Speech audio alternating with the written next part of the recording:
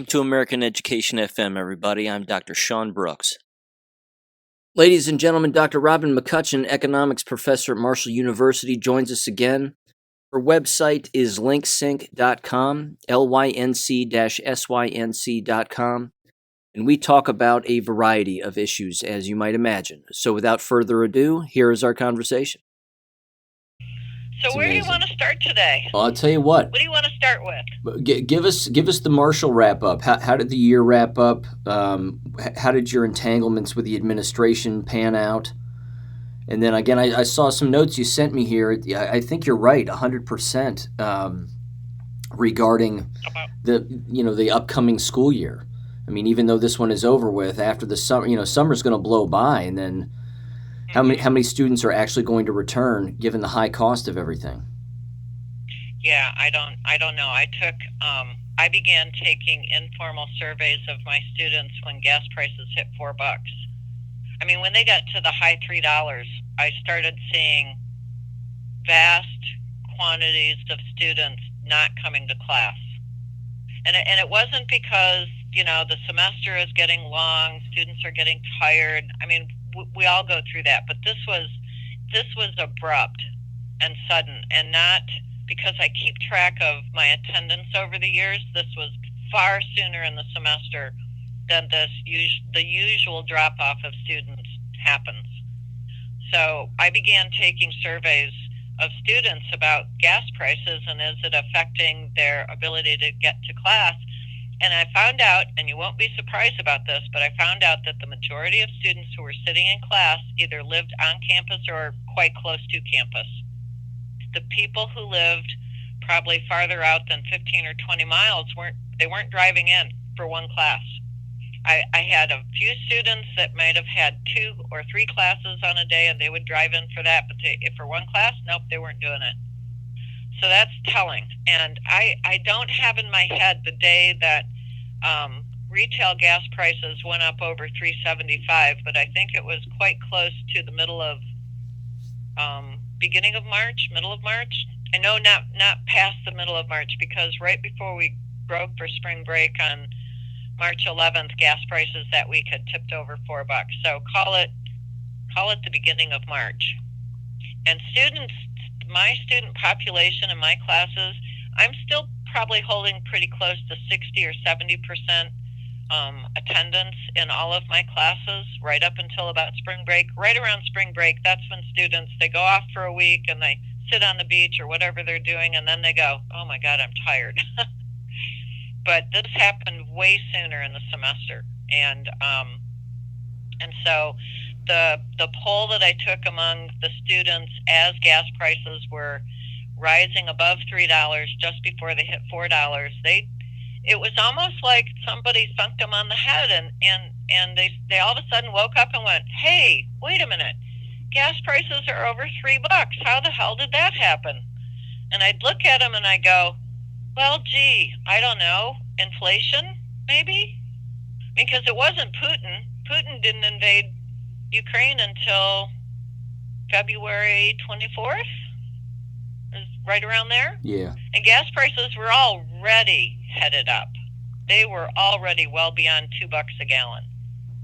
So when I began asking students, like 2 weeks before spring break, so beginning of March, and I'm asking them, hey, what are you going to do for the fall when gas prices are over $4 a gallon? And they'd kind of look at me like I'd lost my mind. And I kept asking, what are you going to do? What's the plan? What's your plan B? And then finally, after gas prices had been stuck over $4 a gallon for about 4 weeks, they finally said, I don't know, I don't have a plan.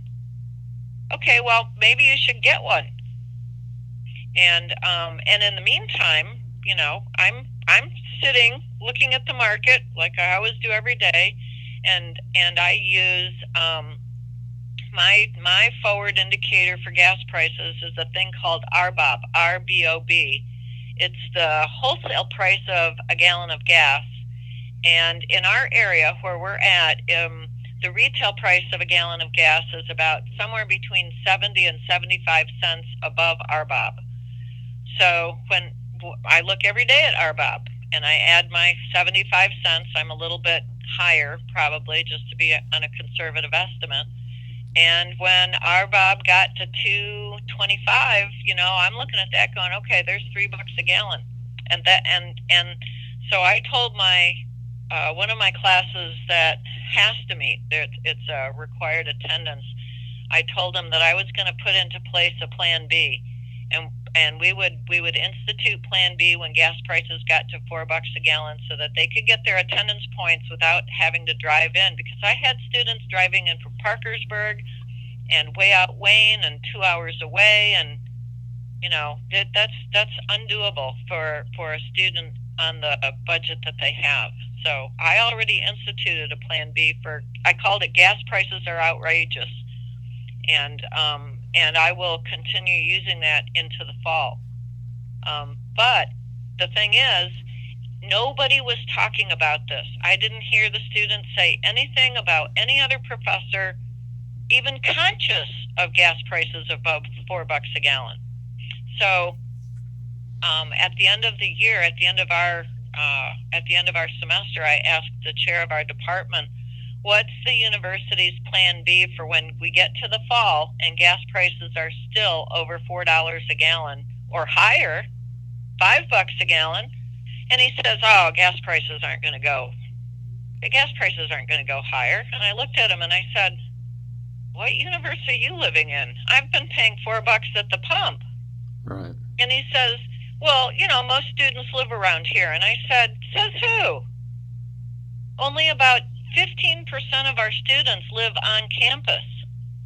And I'll bet you anything, maybe another 20% live in the Huntington area, Huntington, Barbersville, South Point, just draw a little 10-mile circle around Huntington, and that's where probably another 30 or 40% of the students live. Well, that still leaves about half the population of students that has to drive more than 20 miles one way. It gets expensive. And he says, they do?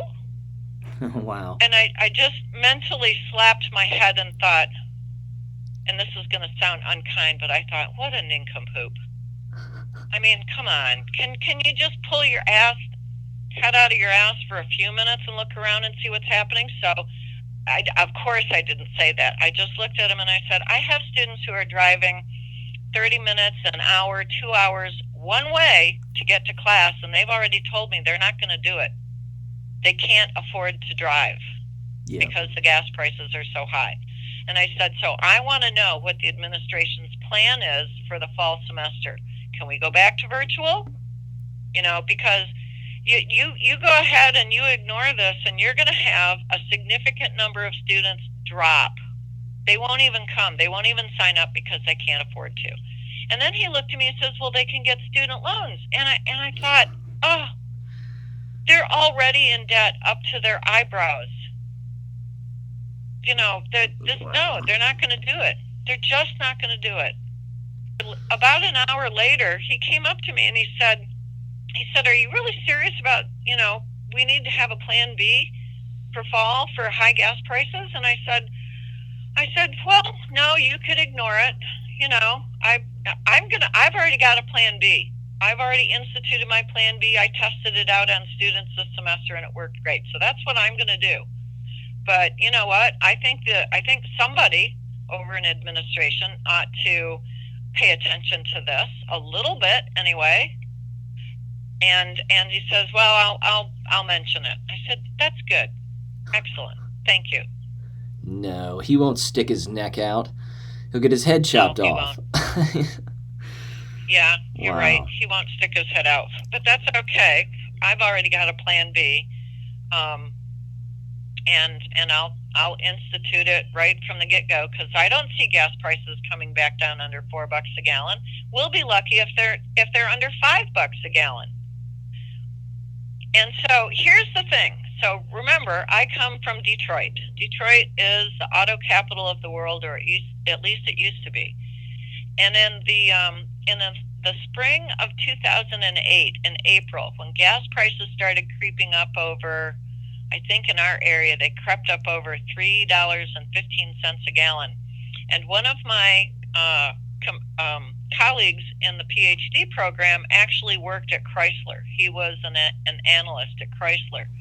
And I pulled him aside and I said, "Hey, Jonathan," I said, "what are the car companies, are they thinking about going back to smaller cars now that the gas prices have crept up over $3 a gallon?" And he said, "I don't know." I said, "Let me find out." So later he pulls me back aside and he says, "Guess what?" He says, "The car companies actually know the retail price of a gallon of gas that tips the economy into depression." And I said, "Really? What's that price?" And he said, $3.75 a gallon. Huh. And I said, "What's the data on what are the analysts at Chrysler and GM and Ford thinking?" He said, "They know it's going over $4 a gallon." He said, "Right now," and remember, this is April 2008, he said, "Right now we have 120 days of cars sitting on the not sold lots." Because when the cars come off the line, if they're not sold to a dealer, they go sit on a wholesale lot. And he said, usually it's normal to keep between 30 and 60 days worth of cars on these lots. That's normal. He said, we're at 120 days. And I said, wow. And then several weeks later, as gas prices tiptoed up towards $4 a gallon, he pulled me aside and he said, just wanted you to know we're at 180 days. And I went, oh my God. And he said, and I said, so what do the analysts say? How soon do we tip into depression once we hit that 120 to 180 days of cars on the lots? And he said, oh, it's about 6 to 8 weeks. So I knew all of this, right? Yeah. So I started telling my students, you have to pay attention because, once we hit 325, 350, and I'm kind of lowered the price because in our area, the average annual salary isn't above $50,000 a year. So you have to lower that gas price to accommodate for the lower wage base around here. So, when gas prices got to $2.75, I tell students this little story, and I said, we have to wait and see when it hits $3.25, $3.50 a gallon. That's when we know we're somewhere between 6 and 8 weeks before we get into a recession. And I was saying that, let's see, when did we tiptoe past $3? The beginning of February? Middle of February? I didn't write it down, so I don't remember. But it was sometime right around there. Well, call it the beginning of March. 6 to 8 weeks from the beginning of March is right now. Right now. And on Friday, the gross domestic product estimate for the first quarter of 2022 was we were minus 1.4%. Now, the Federal Reserve thought conservatively we might be down 0.4%. So they missed it by an entire 100 basis points, idiots. And, sorry. Yeah, you're right. These guys are astonishingly inaccurate. And so GDP doesn't slow down. Somebody slammed on the brakes. We actually went backwards. And so, being an economist, I know that we declare a recession, the economists declare a recession when we have gone 6 months or 2 full quarters with GDP that's slowing down. We didn't slow down, we backed up. So, in 3 more months, May, June, July, April, May, June. So at the end of June, if these gas prices haven't come off of their $4 tops, we're going to be in deep, really deep doo-doo. I mean, up to your eyeballs doo-doo. Here's another thing, too, I wanted to ask you about, and this was something that I just came across this morning. You may recall a number of years ago, in fact, I would say it was somewhere around 2008, if not after that a little bit. Remember how car insurance companies would, I think Liberty Mutual was certainly one of them. I wouldn't doubt that most of them did it, but it was a device that you would plug underneath the steering wheel of your automobile, and it would track the amount of miles that you traveled, and then they would promise you some kind of a discount. Do you recall that? Oh yeah. Okay. Yeah. They still do that. Right. Apparent. Nice little way of spying on you. Exactly. If not, sort of taxing you in some hidden way. Right. Based on all of this cost, I came across this morning. It's from the Western Journal, and it says that hidden on page 508 of the infrastructure bill is a plan to make it too expensive to drive a car. Right. And basically what they're doing is essentially that. They're going to be taxing individuals based on how far they drive. Sure. Which, of course, will keep them from driving. Right. Well, so not to sound like a conspiracy theorist, how about just a plain old realist? Way back in, what was it, 1991 or 1992, when George H.W. Bush, the first Bush, came out and said, we've got a real good chance of making the world go the way we want and creating a new world order. The World Economic Forum, the Council on Foreign Relations, the Trilateral Commission, the UN came out with a plan. They called it Agenda 21. And one of the highlights of Agenda 21 was that people would be living cram-packed into cities and no one would own cars except for people who were really, really wealthy. So what faster way is there to get people out of their cars and moved into cities, but to make gas prices so expensive that only the very, very wealthy can afford to drive them? Yeah.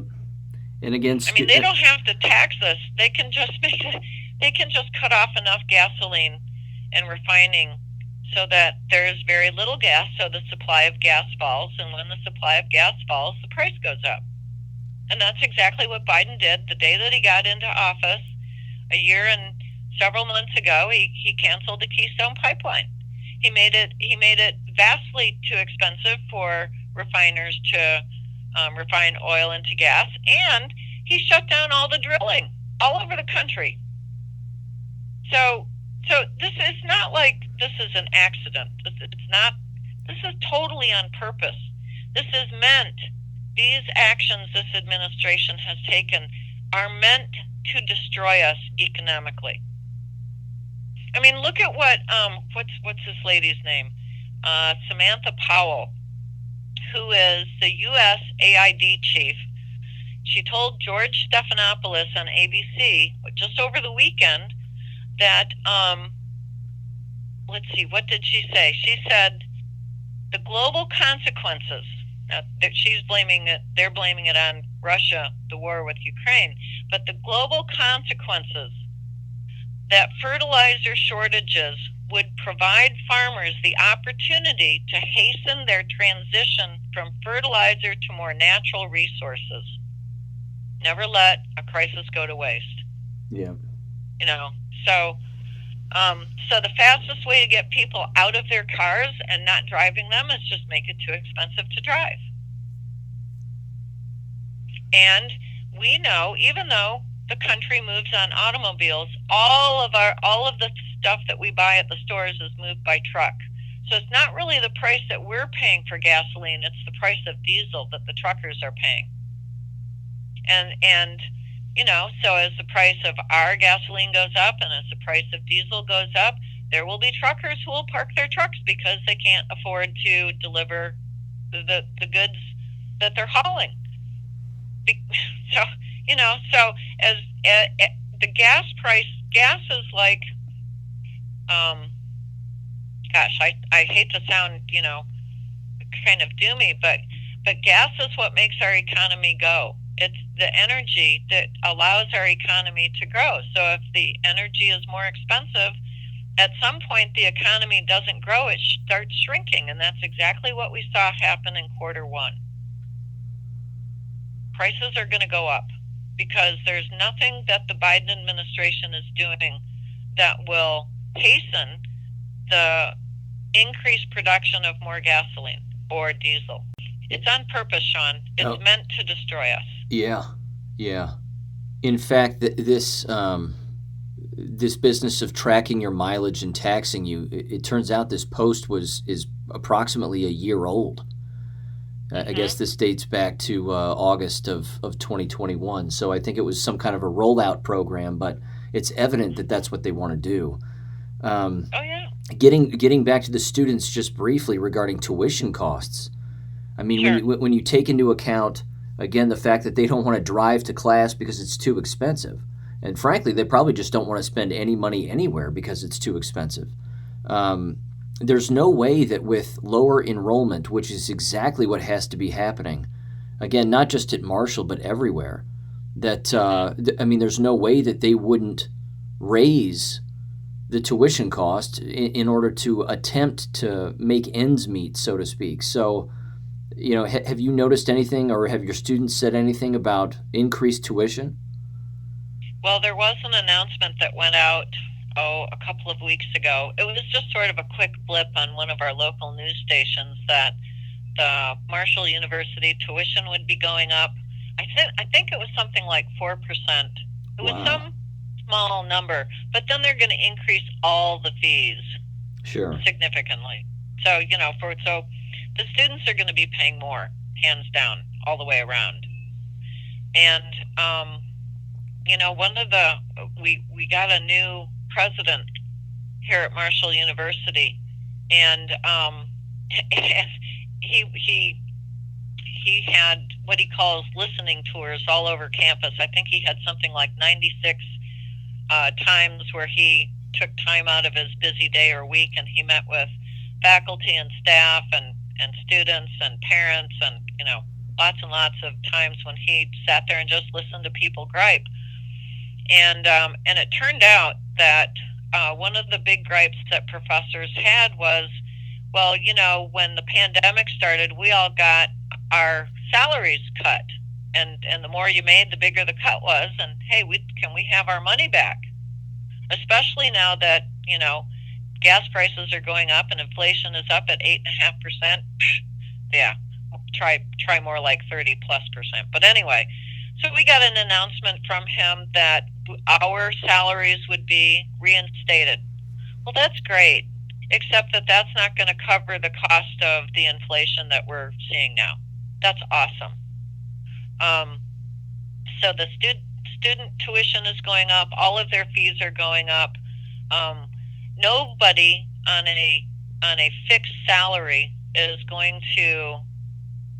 There's no way that salary is not going to keep up with inflation, especially the higher gas prices push.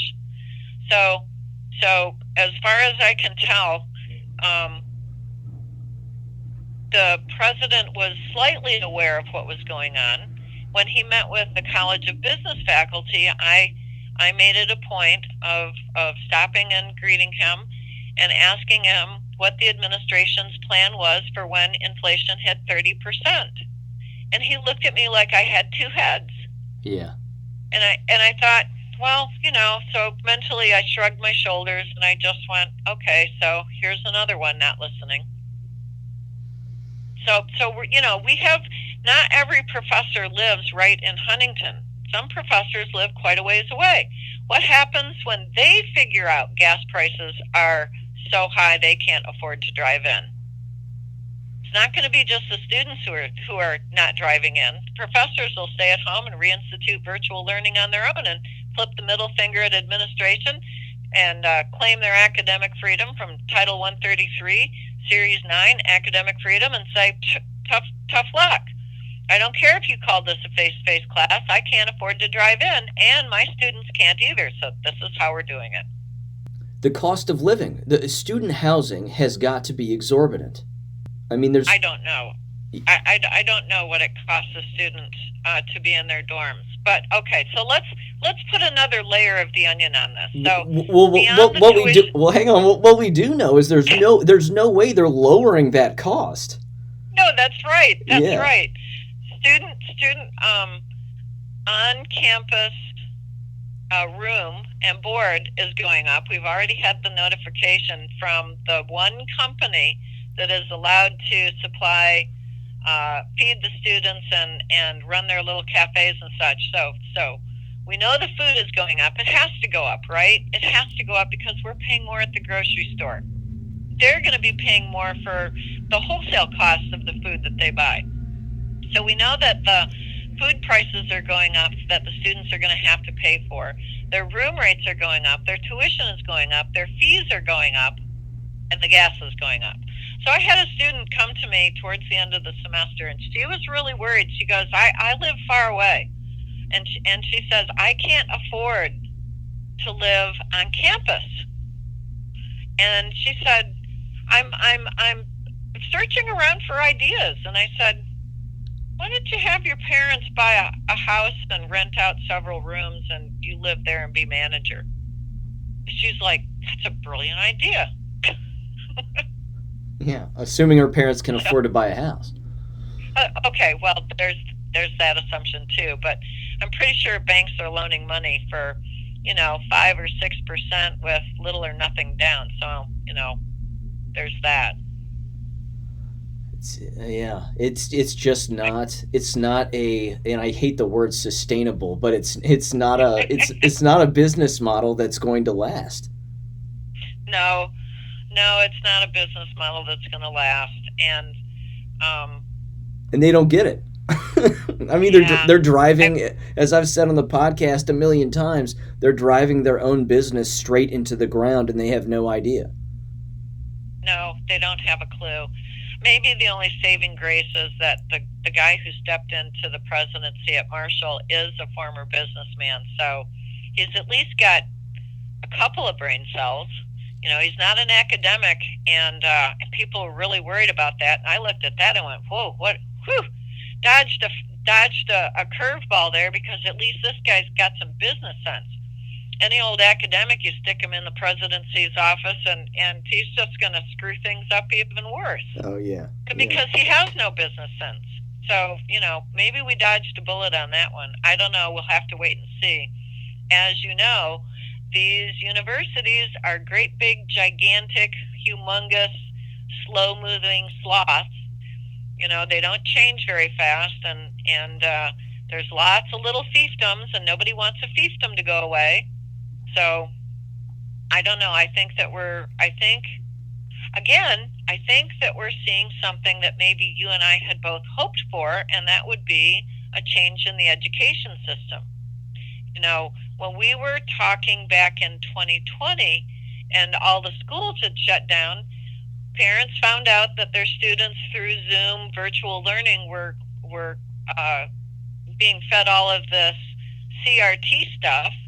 And so parents started yanking their students out of school. When they went back to face-to-face, their parents were like, nope, no thanks, I'm not putting my students in school. And so now what we see in the public K-12 system is now they're really hurting because they don't have the head count to get the federal money. Yeah. In fact, there was a school in West Virginia, I think it was somewhere in Kanawha County, that said, we have to eliminate 62 positions in their school system, most of them teachers, because we don't have enough money. The students aren't going back to the public schools. It's going to collapse. The administrations and the teachers are begging parents to send their students back to school, and parents are like, no, because you're going to teach them crap. I'm not doing it. So if you ripple that up into the university system is going to collapse as well. But this is something we've wanted because the K-12 system, all the way up into the state-funded universities, all of those schools, even a lot of private ones, are just great big communist infestations anyway. We don't want them. We'd rather have no schools, I think. Students who are going to get technical, I don't want to call them degrees, but technical training like welding and plumbing and electrical work and, hands-on, what used to be considered blue-collar labor, they're making more money in 18 months than most of our students will make in years after they've graduated. For very little money down, these students getting, we used to call it VOTech, Yep. They're making money almost right off the bat because they've spent very little money in student loans, probably no money in student loans, because many of these um, technical schools they don't do student loans. It's all cash out of your pocket. So when you graduate debt free, and you go right into a job that you can start getting paid for. So colleges and universities that are state funded are going to be hurting big time because the states aren't going to be making any money either. So the whole system's going to come crashing to the ground. It's going to be like a slow rolling train wreck. You're not going to be able to take your eyes away. And if you're me, somewhere inside of me is this wicked Robin just laughing her ass off because it's almost like I told you so. Don't listen to me. I don't know anything about economics. I've only got a PhD in economics. Yeah, what do I know? I'm only a doctor. What do I know? I'm just a teacher. Yeah. Is during your president's little tour there of his, here's who I am and that whole gripe session thing. Yeah. What is his stance on the jabs and the masks? Did that come out in any of those? I'm glad you laughed. I'm glad you asked. So he steps on campus on January the 3rd, and he holds his very first listening session, and he walks in without a mask, and every single person in that room's got a mask on. Now, I know this happened because I was watching via Zoom. I'm not going on to campus. I'm going to stay home. We're not even supposed to be back until the 11th. But anyway, he walks into this room, and it's got lots of professors and some staff in it. And they're all wearing masks. And he gets up to the podium, and he introduces himself, and he says, "You can take your masks off." And nobody does. Not one person. Wow. And then the next time I saw him in a listening session, and again, I was lurking in the Zoom chat, he was wearing a mask and he didn't take it off. And in these two sessions that I observed, there were quite a few people from the College of Medicine who were bitching and moaning and complaining about how they're working their fingers to the bone, giving jabs to everybody, and they don't have enough people to work, and they don't have enough, money, and yada yada. And I thought to myself, just wait until people start dropping dead and they remember who gave them the jab. And they remember which doctor or which nurse lied to them about what's in the jab. And, even though the university basically said in teeny tiny half point font size in the email, well, yeah, the jab is, voluntary. But they had quite a number of faculty, probably 90% of the faculty that got jabs. I think there was something pretty close to 90% of the students that got jabs. I remember sitting in faculty meetings when did the jabs roll out? December 2020. So I remember sitting in faculty meetings during that spring of 2021 and listening to people talk about they'd got the first jab and how sick they felt, or they got the second jab and they felt sick, or they then roll fast forward into the fall of 2021 and they were talking about how they got their booster and they felt awful. Well, how many of these people are now developing all kinds of cancers and deadly diseases because they got the bad jabs? So I'm not sure if this new president is pushing the jab, but I do know he didn't take his mask off, so he fell for that. He didn't remember Title 18, Section 242 that says you can't discriminate under color of law. So, but all of that stuff that I had, I think I told you I wrote an email to the president and to the university council only, and I said, you have to stop this masking. You have to stop because you're breaking the law. Well, right before spring break, so like March, I want to say it was March 14th, I'm thinking in my head when these dates were, but I think it was maybe it was right during spring break, March 14th. Somebody put up on the website that masks were voluntary now, optional. Yeah. And within 5 days, they took it down off the website. But enough students and faculty had seen it that they stopped wearing their masks. And so within a couple weeks after that, the university finally went, oh, okay, fine, you don't have to wear a mask indoors. But just as soon as we hit the last day of the class, right as exam week hit, the university came out with another announcement saying that all students must get tested. And I looked at that and I just laughed. Because, my assumption is that testing is violating my personal space. You don't have any right to take my DNA. And I've been telling my students that for 8 months, all through fall semester, all through spring semester. Surprisingly, to me, there were a number of students who started refusing to get tested too. Good. Students may be living on campus, but the university is still illegally jailing them, imprisoning them, calling it quarantine. No due process. Do they still have jab mandates? I mean, to attend, is that still required? No, they're not. That they're strongly recommending. And I'm thinking that nobody has, other than me, has actually mentioned to anyone in administration, and I did this way back in, I want to say I did this way back in September, where I let the provost, the president, and the university council, the faculty senate president, and the representatives from my college know that the all of the jabs are still emergency use authorization only. They're still EUAs, and therefore it's a violation of the Nuremberg Code to force these jabs, to even recommend them, to bribe people to get them. You can't offer them anything. And you have to have full informed consent, which means the students have to be and the faculty have to be told what's in these jabs and what are the consequences of getting the jab.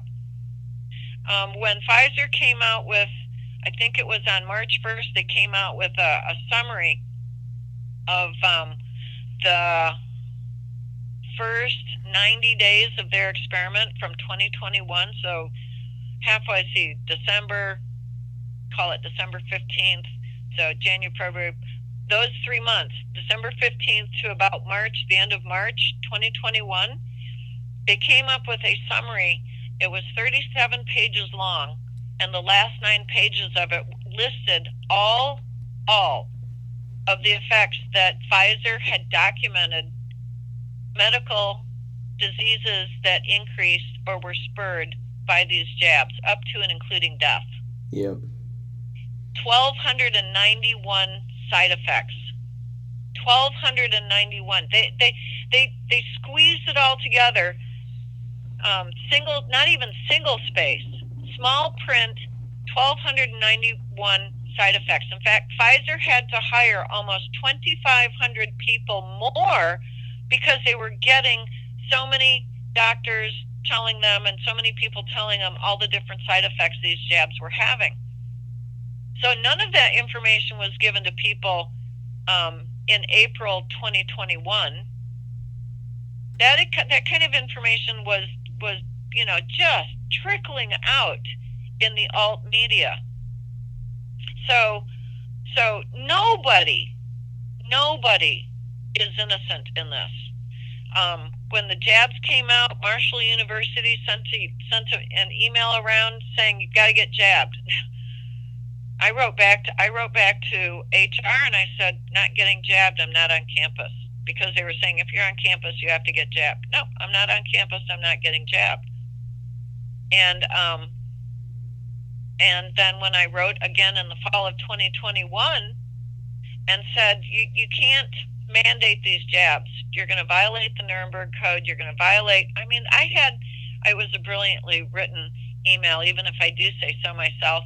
But all of that talk about mandating the jabs on campus just silently went away. Almost like somebody who knows the law took everybody aside and said, okay, you got to stop this right now, or we're going to be sued into oblivion because this woman won't stop. If we make this mandatory, you're all going to lose your butts. You know, and shame on the parents too. I mean, my God, what are they thinking? I mean, they're not thinking. That's evident. And you know, I've said this numerous times too, that a number, I mean, I don't even know how many, but endless side effects in that giant Pfizer document. Yeah. An endless number of them are cognitive decline, Right. side effects and disabilities. I mean, you know, for God's sakes, it says on the side of cough syrup, on the side of a bottle of cough syrup, don't drive heavy machinery. We have individuals who are double, triple, and quadruple jabbed, Yeah. running these massive institutions. Right. And we're expecting Well, everybody to be thinking clearly about what's really going on. I mean, yeah, that's another thing. I started noticing in the fall, I started noticing some of it, especially when we were in these Zoom meetings, and I was observing these people who had gotten 2 jabs and a booster, and they were, I don't want to say they were cognitively impaired, but their thinking was definitely slowed. yeah. They didn't look well. And I noticed in some of the students, their thinking was foggy. Of course, a lot of them were masked up. I never wore a mask while I was on campus. I deliberately didn't wear a mask while I was on campus because, first of all, I'm not going to short myself oxygen. That's just doing my own self-detrimental harm.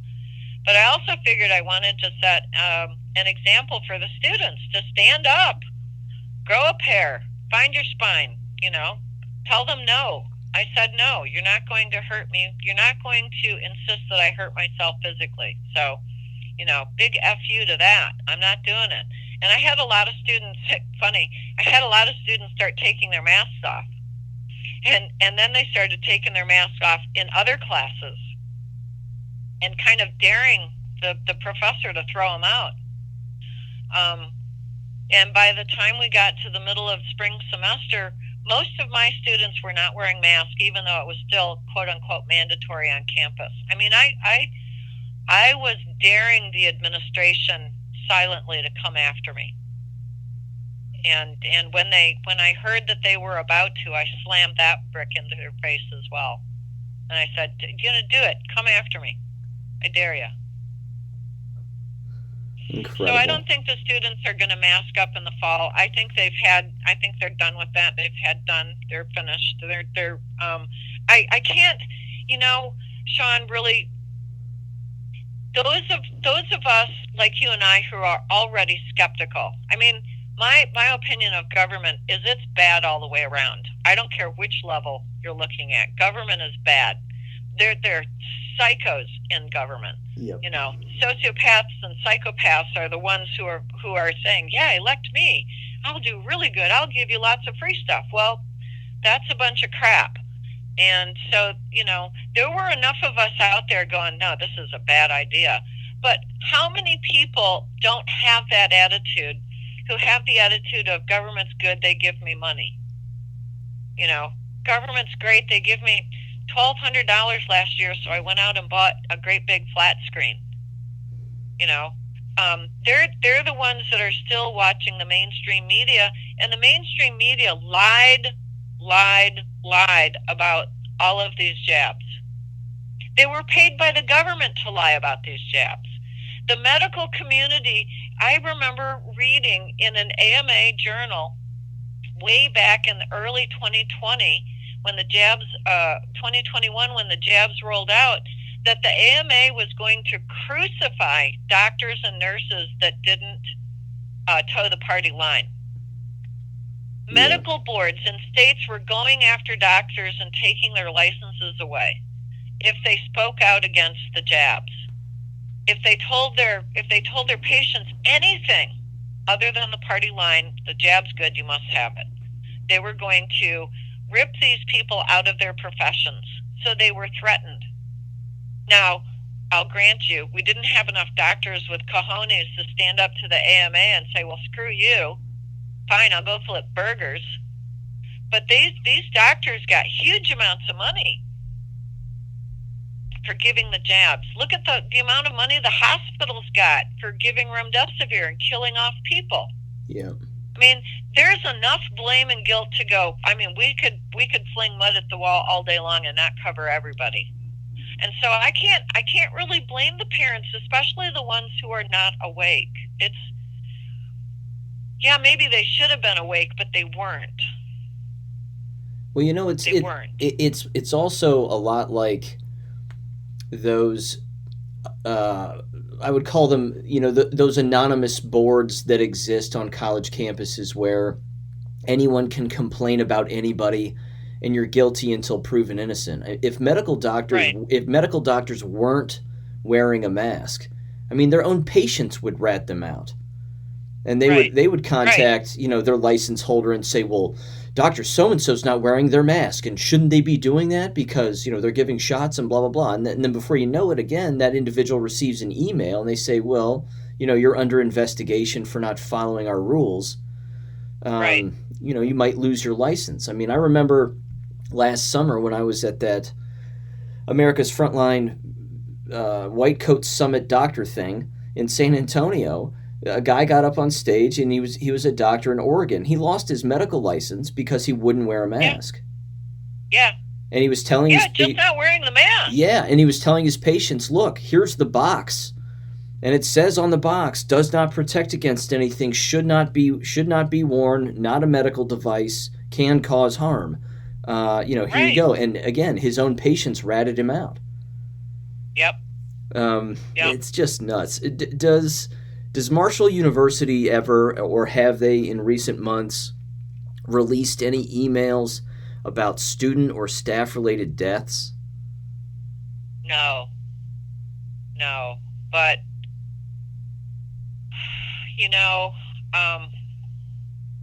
I don't think that that's something, if they knew, I don't think it's something that they would do. Yeah. There are colleges and universities that are doing that.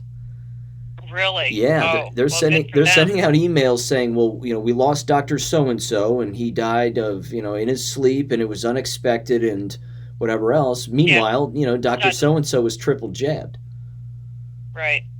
Well, we did have in early January, a chemistry professor passed away unexpectedly. And, and given, 90% of the faculty say they're jabbed, twice jabbed and boosted, the chances that guy was twice jabbed and or boosted is pretty high. Yeah. I'm not looking for deaths. I am looking for the illnesses. The professors who no longer can teach because they're ill. They're too ill to teach. That's what I'm looking for. Yeah, just absences. Right, yeah. Right. And so, one of the things that I noticed after the boosters came out and they started rolling around through campus, maybe 6 weeks later, so towards the end of October, and again, end of October, we're more than halfway through the semester, and that's about the time that students get tired, they've had enough, and they start not showing up to class. So again, too early in the semester, I noticed a great amount of absences. Were they sick? I don't know. I don't think they were dying. I didn't get any notices from anybody in administration. John Smith died, but right. They might not have known either. There was I don't know if the numbers of students that we had in the spring semester was any less than the numbers that we had in the fall semester, because we were told, oh yeah, we're actually doing really good on our student population, the number of students showing up. But again, those booster shots started rolling out, at least in our area, right around the beginning of, right after Labor Day, I want to say, or maybe a week later. But again, I was noticing how ill-looking my colleagues were, at least on Zoom meetings. A lot of them, they just looked bad. So I'm not looking for deaths. I'm looking for a surprising number of cancers. Or, man, that one came down with myocarditis. I wonder how that happened. They're usually pretty healthy and a runner. So I would like to think that most professors are pretty smart, but I'm finding out that most professors are pretty stupid because they're not doing their own research. I mean, even the chair of my department, beginning of fall semester, came into my office with a mask on, stood 6 feet away, and said, "How come you're not wearing a mask?" And I said, "Because it reduces the oxygen that I intake. It's bad for your health." He goes, "It is?" And I said, "Yeah." I said, "Haven't you done any research on mask wearing?" He goes, "Well, no, I've been kind of busy doing other things." And I thought, okay, it's just me, Sean, but my health is the most important thing to me, not my research. If I allow myself to be killed off, what good am I? Yeah. But the amount of I don't know, cluelessness, is that a good word? Stupidity, naivete, sheep-like behavior, follow the leader. Yeah.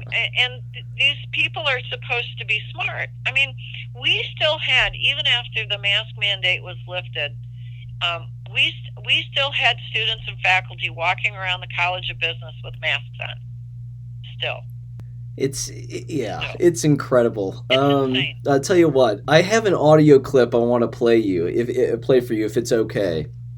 Yeah. It is right in this line. This was on the high wire with Del Bigtree, and it's an individual walking around asking what are seemingly college-age students particular questions about why they're still wearing the masks, and the answers that they provide, again, are shocking.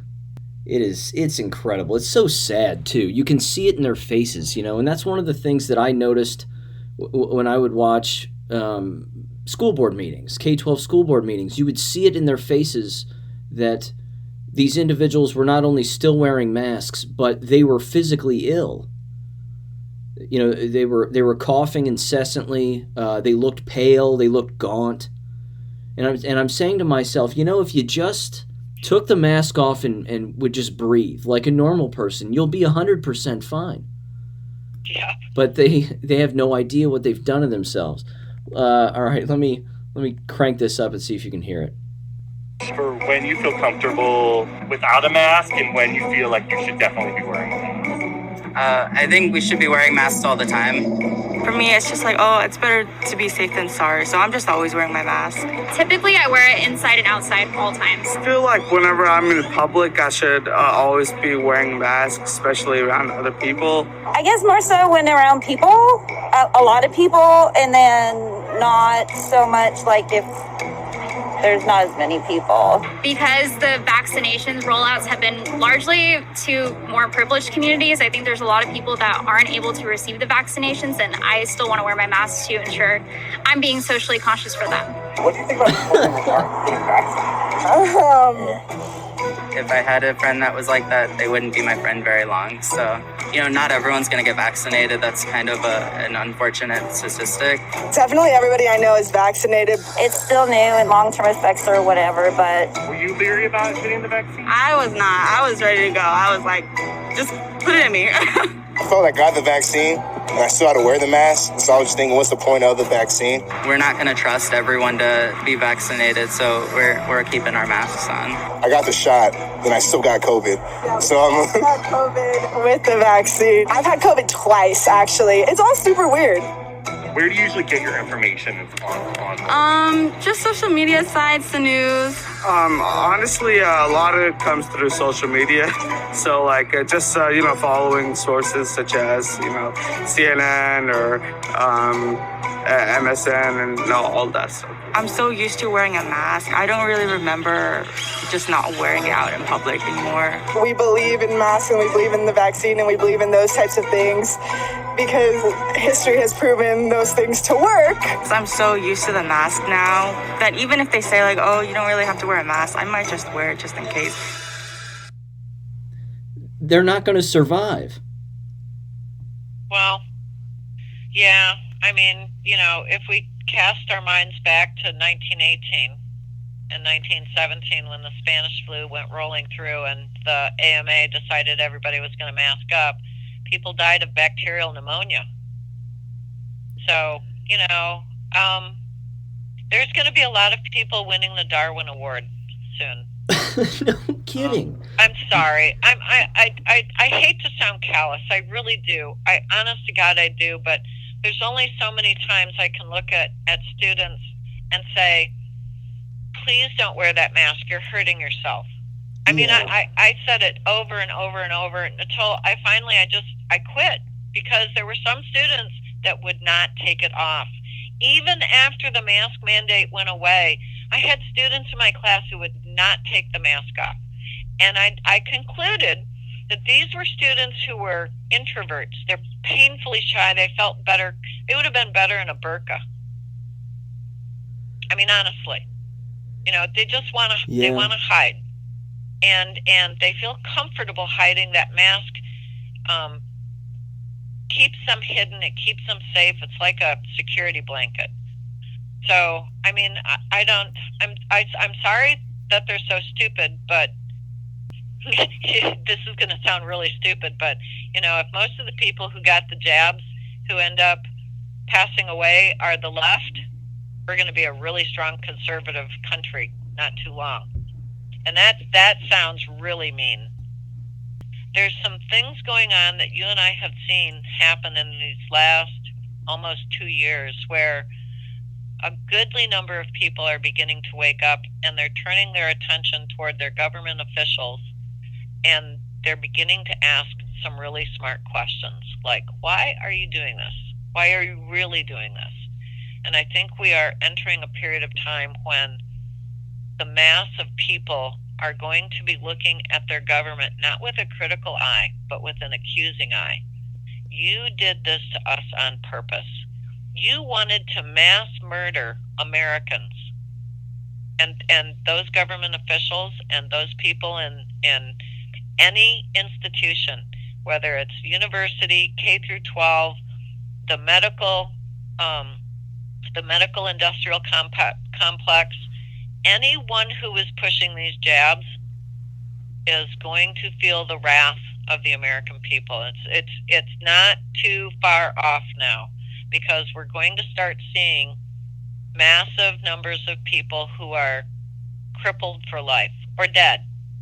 I mean, I think I told you in one of the last podcasts, one or two of the last podcasts that we did, that the CEO of One America, Scott Davidson, came out the beginning of January 2022 and said the last 2 quarters of 2021, the actuaries saw a 40% excess death rate from all causes in the 18 to 64-year-old population.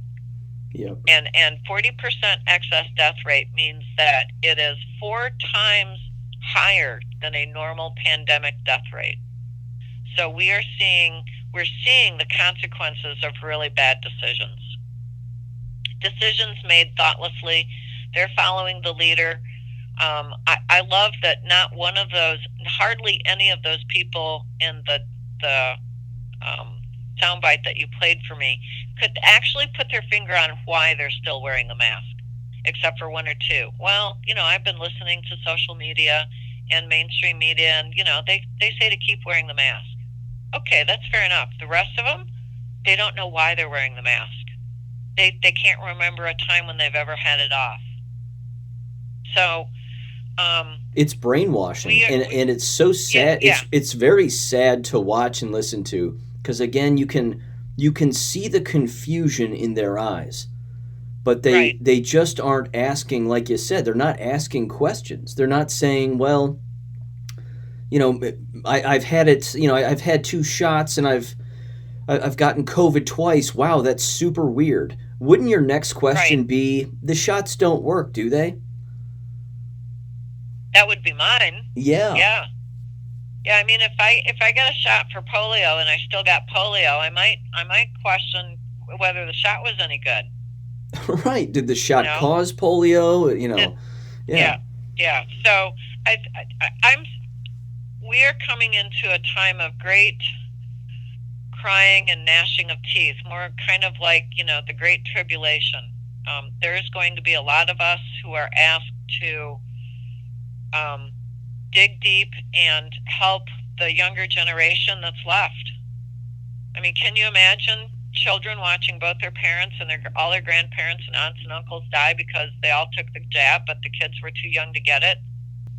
6 months ago, it would be hard to blame them because they're probably still brainwashed. So I think the parents that are dead set on getting their kids jabbed, I can't think of a worse situation where a parent goes and gets their kid jabbed and the kid dies, and there's the parent going, "Oh my God, it was the jab. I killed my own child." I can't imagine a worse situation. And I hope there are a very limited number of those. I can't hope that there aren't any, because we've already seen parents who have posted in Facebook, the sad tale of their child dying 2 weeks or a week or a couple days after they got the jab. So we know it's coming. I think this is the time when those of us who remain sane and kept our wits about us kind of gird up and get ready, because it's coming. It's going to be sad. There's going to be a lot of grief to share and to go around. And I'm not really looking forward to that, because I know that my own family is in a precarious position. Yeah, likewise. So I mean, but let me touch on something that I heard one of those people in the soundbite say. They said, "Well, I was following on social media."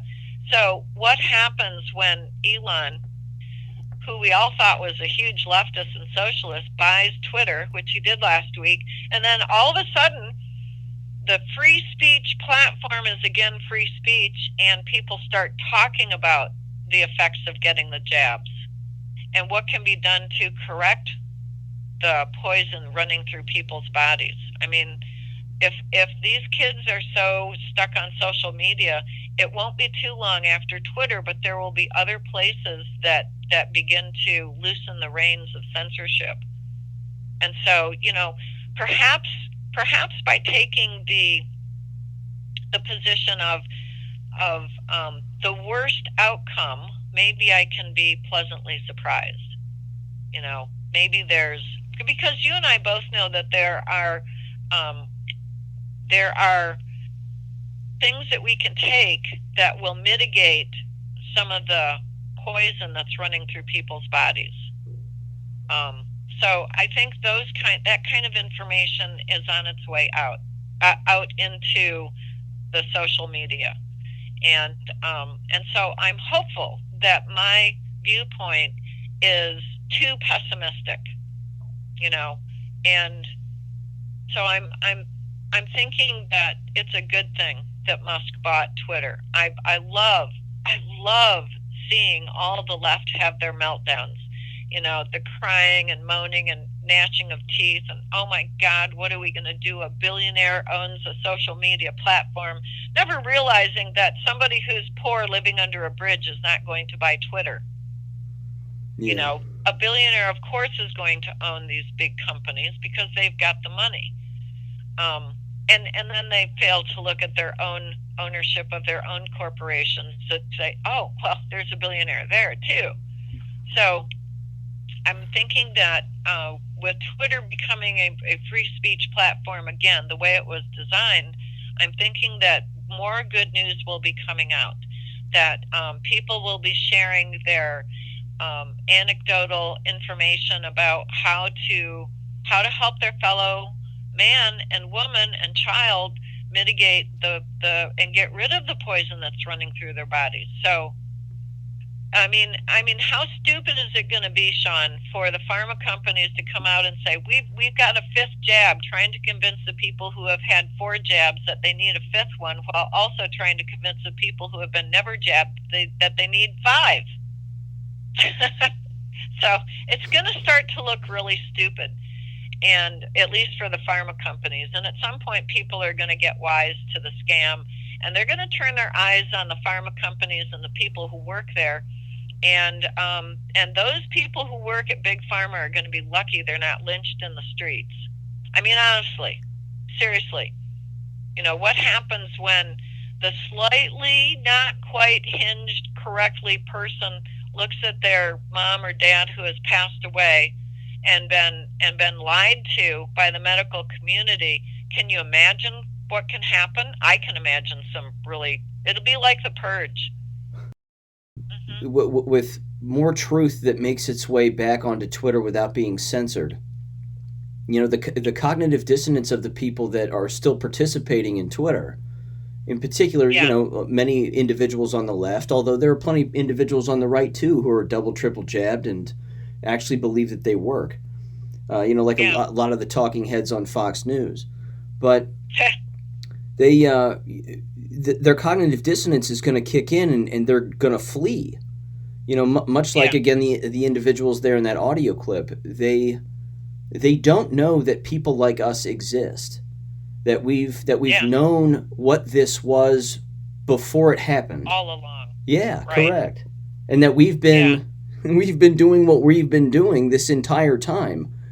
And they've just, again, been blindly following along, and they still aren't piecing things together. The moment that people start to actually question what's been happening, I don't think that many are going to have the mental capacity at that point. Even jab aside, jab side effects aside, I don't think they're going to have the mental capacity to be able to connect the dots. That's going to keep them in the game and keep them asking questions and wondering what's actually taking place.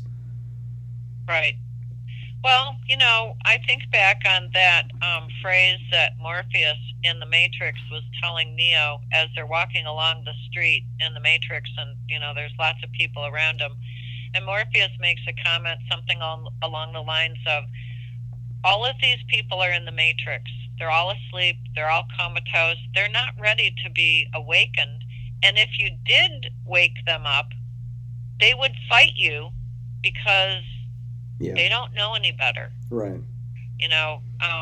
I recently purchased the 4th Matrix. I think it's Matrix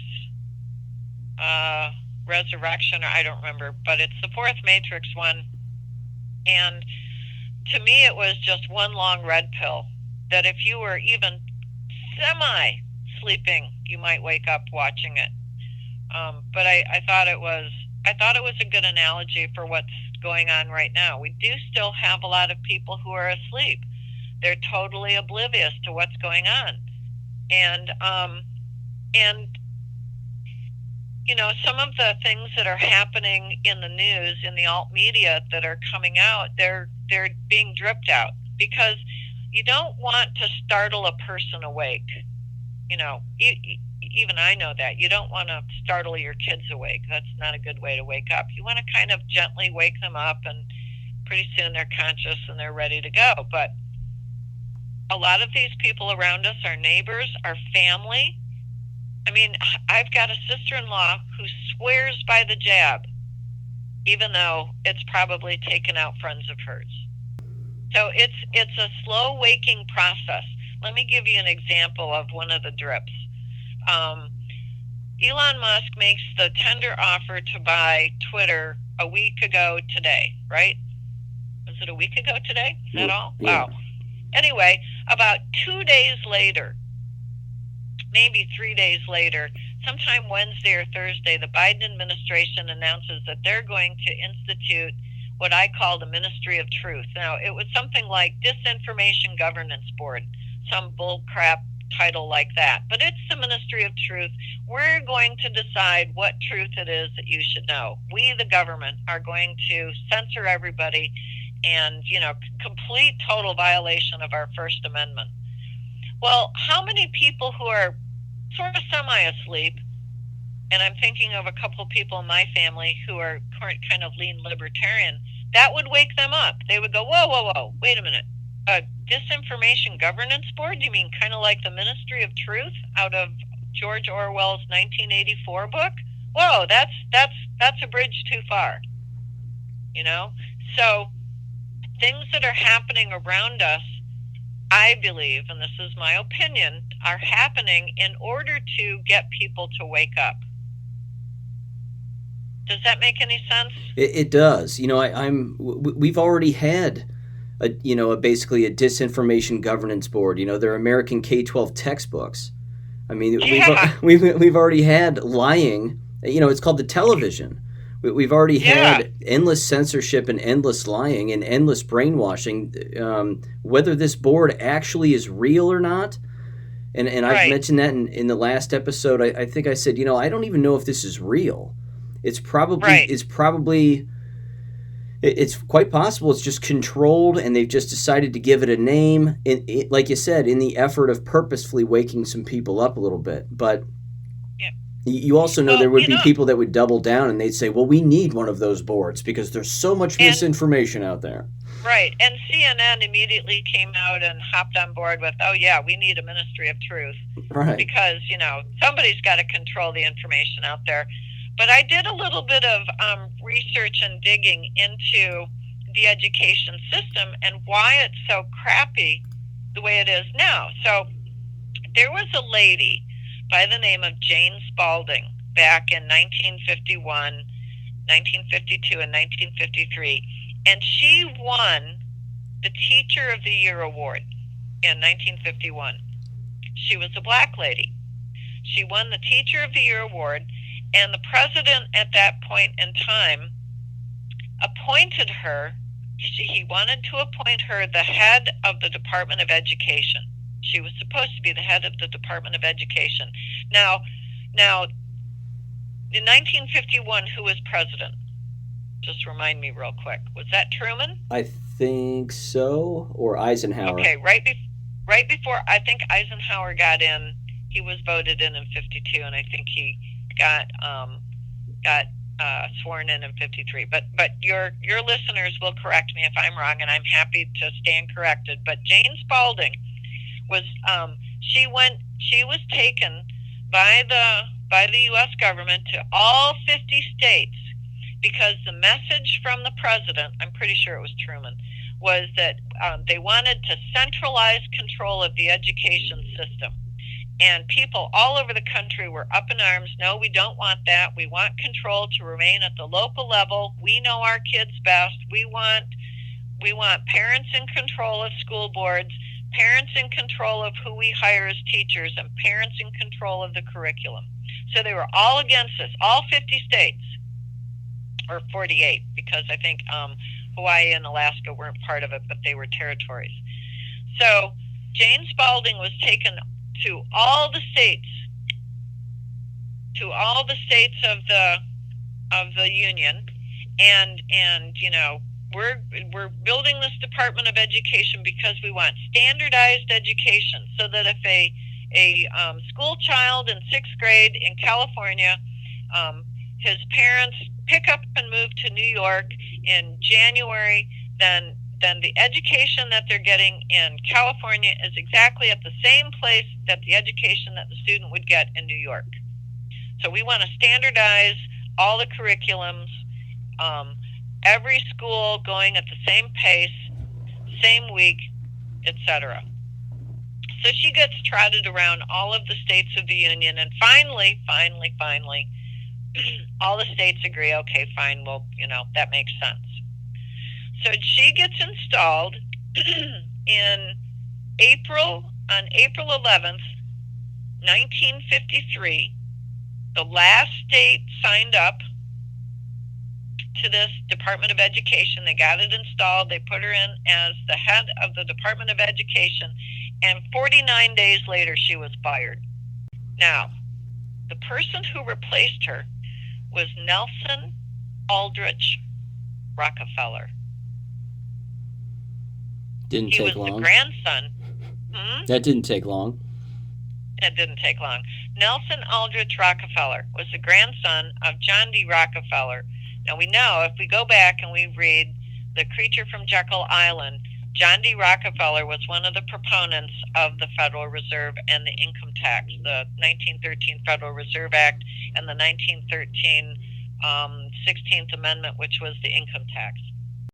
Senator Aldrich, at the time in 1912, was Rockefeller's best friend, and he was the guy who pushed through both of those things and had Woodrow Wilson sign the Federal Reserve Act and the 16th Amendment on, I think it was January 6, 2014. The quorum vote in the Senate was December 23rd at 11 o'clock at night, after most of the members of the Senate had gone home. So Aldrich, his namesake, then becomes the head of the Department of Education. And on the day that this happened, there was a press conference. And one of the press asked Nelson A. Aldrich, "How much money did you make last year, and Nelson A. Rockefeller asked Rockefeller, "How much money did you make last year?" And Rockefeller dug into his pocket, pulled out a penny, and flipped it at the journalist and said, "Not one red cent. Not one red cent." So the Rockefellers took over the Department of Education in 1953, and what he did was, in 8 years, he rewrote all the textbooks for the entire education system. So that would be by 1961. And so here's the thing. So students who were educated, let's say you were born in the late 1950s and you went through the education, your K-12 education in the 60s and 70s, you would have still had leftover teachers from the old system who knew how to teach the correct information, times tables, rote learning, cursive writing, reading, writing, and arithmetic, the proper way. But by the time you get into the middle to the late 1980s, a lot of those old teachers from the old times before 1970, a lot of them are retiring or dying out. And that's when you get, so the middle of the 1970s, what comes out of the Chicago school? Chicago math, new math. I remember that because I had grown up in the old system where we were taught how, times tables, divisions tables, how to multiply 5-digit numbers together properly without a calculator. And by the time you get up into the middle of the 1980s and into the late 1980s, you get a math teaching system. It's called core math that doesn't teach the students at all how to multiply or divide, adding and subtracting, none of that. And you get students who can't process math properly. And that started in the middle of the 1970s with the Chicago New Math, which my 6th grade teacher told me this is abominable. And because he was trying to teach me how to multiply two 5-digit numbers using this really long, complicated way of math, and I could do it out the proper way in half or less time. And I had come from a country school when this was happening. So in the country schools, all of the old ways of doing things had not changed. But if you went to a great big city school, they had adopted this new stuff that Rockefeller had peeled out during the late 1950s and early 1960s. And I told my 6th grade teacher, I said, this way of doing multiplying numbers is stupid. Why don't we just do it the old-fashioned way? Why don't we just do it the correct way, with multiplication tables and such. And he goes, well, this is the new way of doing things. And I finally got him to realize that what he was doing was idiocracy, and he stopped doing it. He went back to the old, he said, throw all that crap away. We're going to go back to the way we're supposed to be doing math, multiplying and dividing. And that particular year, I won the math contest because I knew how to do math. I'd been taught the proper way of doing math, and all of my compatriots in that particular big city class were not taught properly. He had spent almost the entire year teaching them an improper way of doing math. He knew it was improper, but it was part of the curriculum. Fast forward into the 1990s when we get this core math where the students aren't even taught proper multiplication or proper division. And now fast forward into the 2020s, when I get students who can't even fathom what a fraction means. If you put 1/4, 1/4 in front of them, they have a panic attack. They don't understand numerators and denominators. They don't understand that if the denominator gets bigger, the whole fraction gets smaller. They don't know math because they were deliberately improperly taught. Now, if you don't know math, you can't do chemistry, you can't do biology, you certainly can't do math, you can't do engineering, you can't do anything. You know, there's the Rockefellers. They started the American Medical Association way back in the 1840s. So they screwed up they screwed up medicine for us. You know, Big Pharma doesn't make money unless we're sick. So they devise more ways of making us more sick. So we just get on a subscription basis every month. Doctors aren't really healers. All they do are prescribe more drugs. And every time they prescribe more drugs, they get more kickbacks from Big Pharma. Big Pharma has no reason to help us get better because they don't make money if we're healthy. Doctors don't make money if we're healthy. We had a whole big push in economics in the late 1980s and all the way through the 1990s and into the early 2000s, where economist after economist after economist came out with doctor-induced demand for medicine. It's like a three-prong attack. If they mess up the education system, within 10 years, 20 at the most, all of those students that get run through the education system can be totally socialized into communists. Now, there's enough of us out there that, you know, we don't take to the brainwashing really well. We might have been, you know, a bit rebellious in school, might have had to stand in the corner one too many times because we weren't listening. Thank God, because we're the ones with our common sense still intact.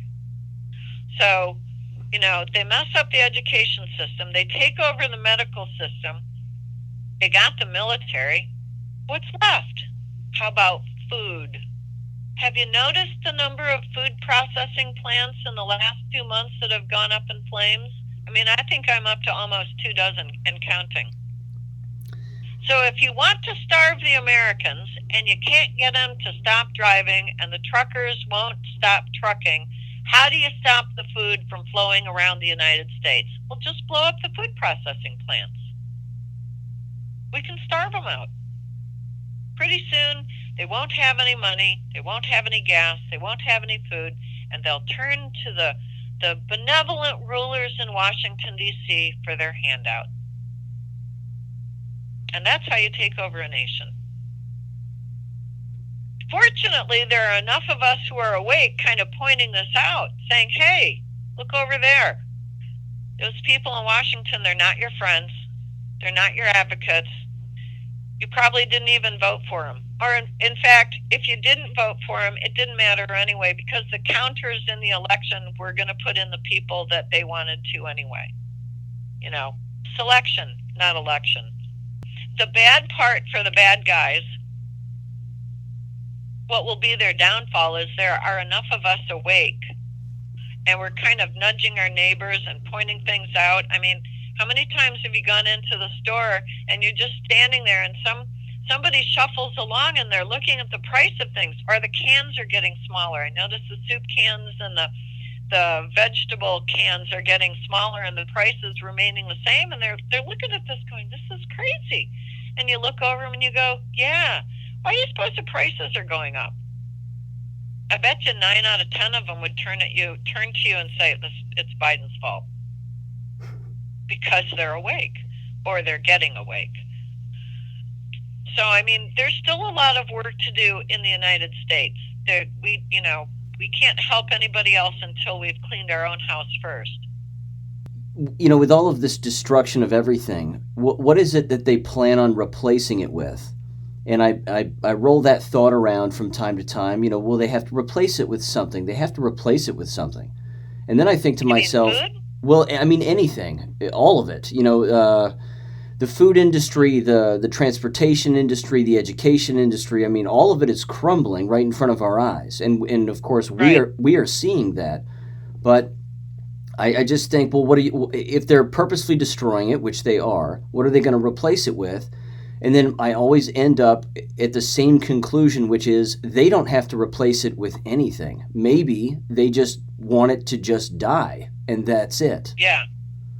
Well, you know, I think the plan, if you go back and you look at the World Economic Forum, just, you know, make it easy on yourself. Tell your listeners can go look at the United Nations website, and you can look up Agenda 2030. And you can see that everything that we're experiencing is on their list of things to do to people. And I said it the right way.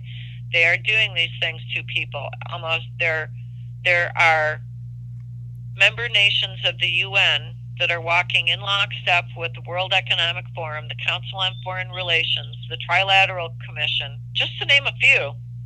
And those are not solely in the United States, but this agenda is to purposely kill off a goodly number of people in the world. I mean, if you go and you look at, dig into the World Economic Forum, I got an idea. Go take a look at Johns Hopkins website. Somewhere in there is going to be Event 201 and Lockstep, and those are both tabletop simulations for how to get rid of 100 million people out of the United States. 100 million dead. Now, how would you kill off 100 million people? What's the fastest way you could think of doing it? What about introducing a virus that's not particularly deadly, but you get the news media to really hype it up and scare the holy bejesus out of people? And then you introduce something that they're calling a vaccine, but that really isn't. It's an mRNA technology injection.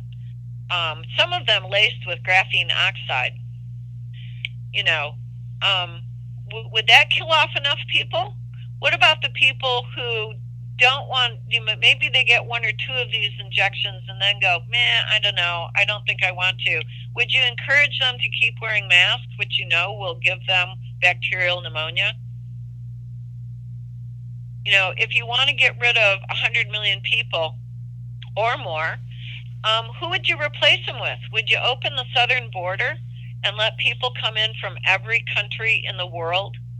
Would you ship out from some of these third world, I'll borrow Trump's phrase, third world shitholes? Would you ship out all of your prisoners and ship them over to Mexico so they can cross the border and then be shipped all over the nation at night by Biden's night flights?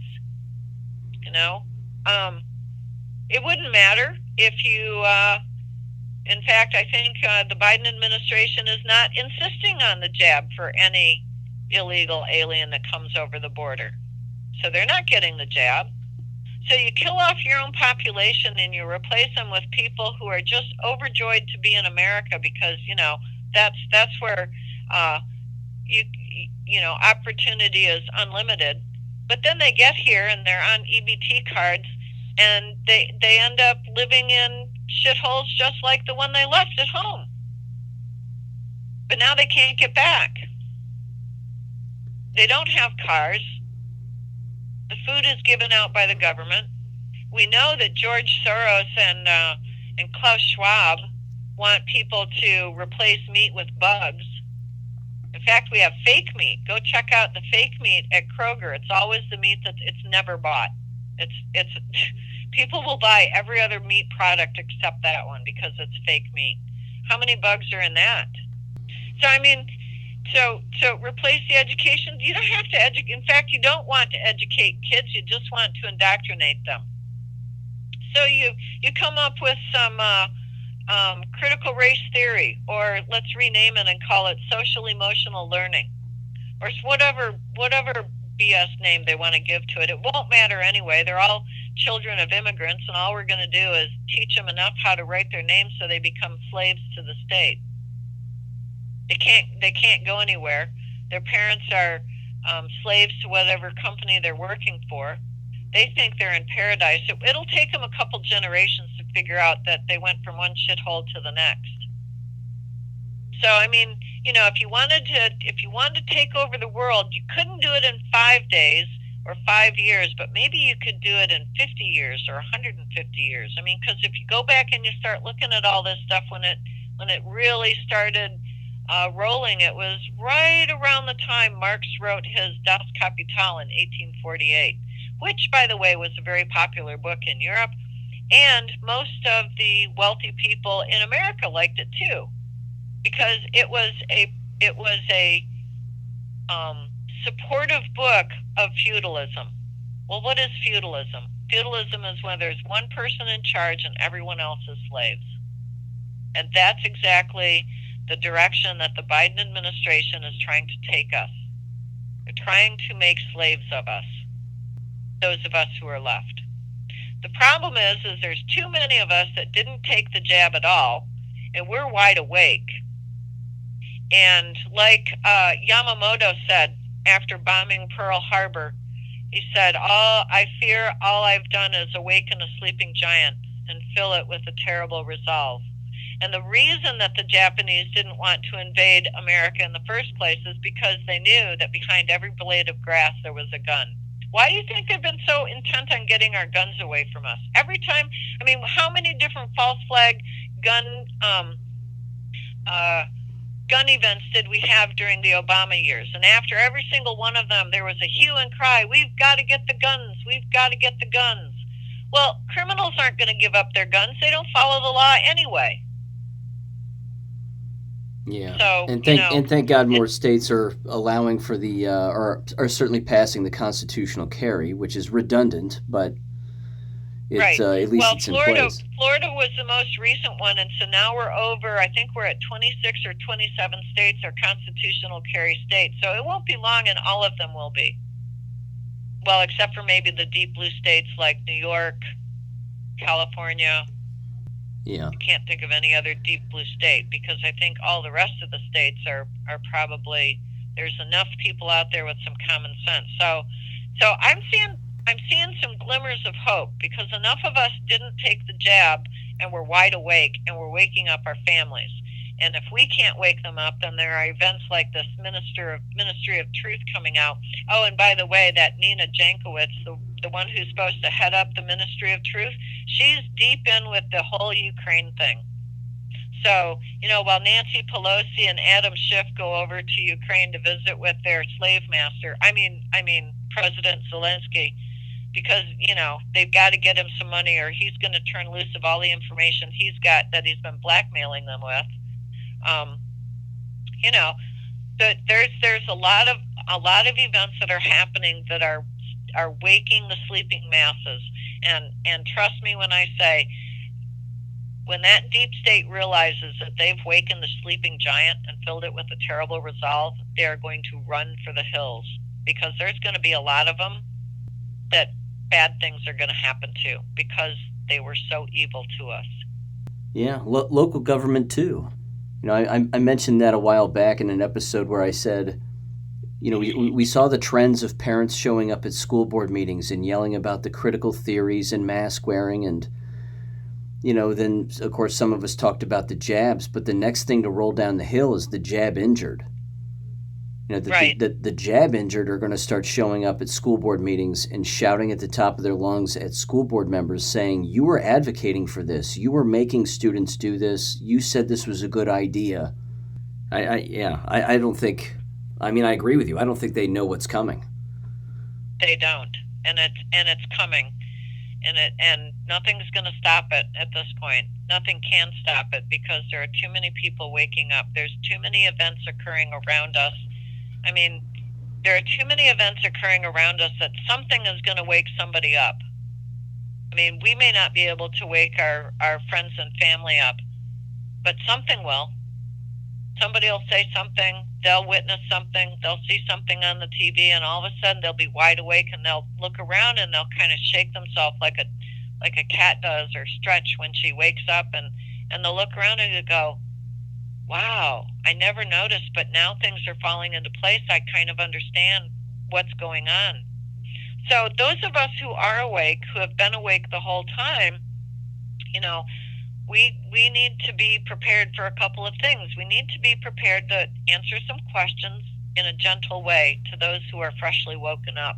It's not their fault that they were asleep. It really isn't.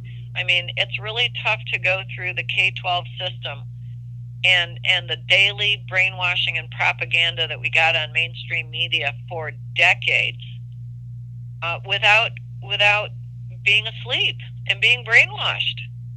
So we can't really be too mad at them.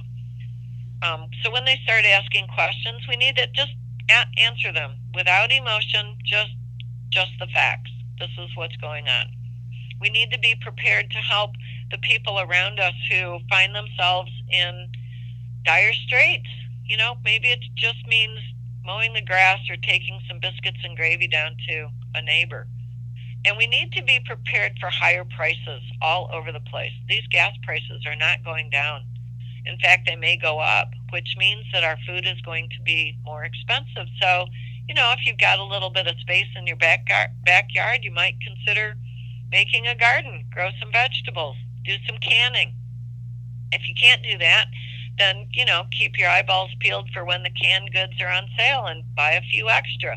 I'm not talking about hoarding. I'm just talking about stocking up like our grandparents and great-grandparents used to do during the late summer and fall when they would do all the canning and prepare for the long months of winter.